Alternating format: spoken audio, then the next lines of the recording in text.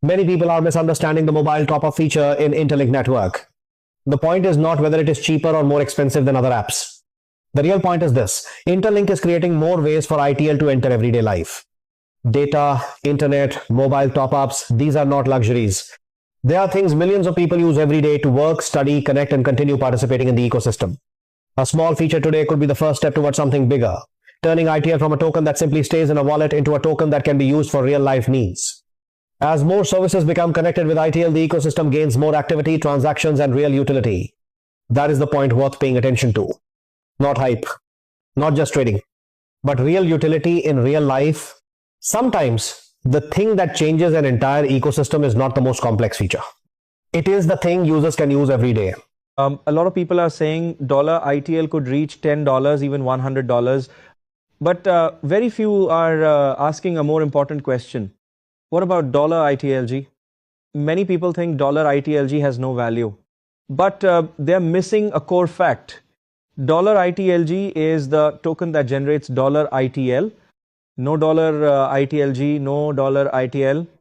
And in Interlink V 5.0, all the $ITLG you've mined in the app will be verified and run directly on the Interlink chain.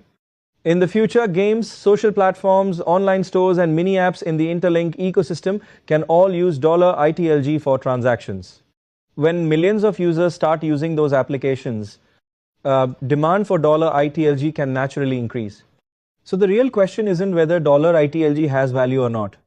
It's how much $ITLG are you holding before the ecosystem takes off? If you have 10,000 VITLG, should you receive ITL immediately or lock longer to receive more? This may be one of the questions many linkers need to think about as Interlink network enters version 6. After completing the 3-step KYC process, users will receive VITLG and can participate in staking to receive ITL. If you choose 0 years of lock and 0 months of vesting, the ratio is 160 VITLG for 1 ITL. With 10,000 VITLG, you would receive around 62.5 ITL. The advantage is that it is fast and flexible, but the amount of ITL received will be lower. If you choose a 1-year lock and 8-month vesting, the ratio may be much better.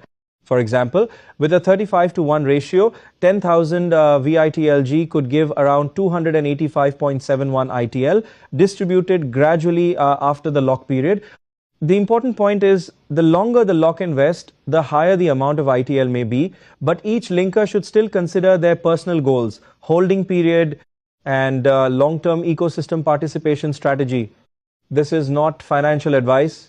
OTC prices or future ITL prices are only assumptions.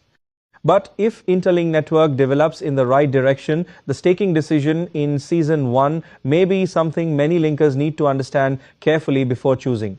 As Interlink network enters version 6, the question is not only how much VITLG you have, it is also how you choose to receive ITL.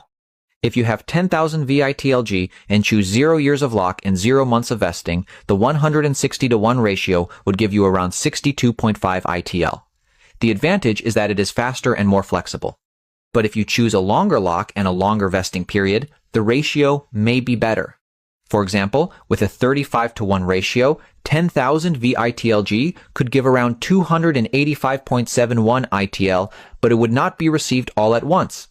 The key point is, more ITL does not mean it is suitable for everyone. Longer lock and vest options may help you receive more ITL, but in return, there is a longer waiting period and it requires careful consideration because the future always carries uncertainty. No one can be sure what the future price of ITL will be. That is why staking Season 1 is not a race to choose the highest ratio, but a decision between short-term flexibility and long-term strategy. This is not financial advice. Before choosing lock and vest, every linker should clearly understand what they are trading off.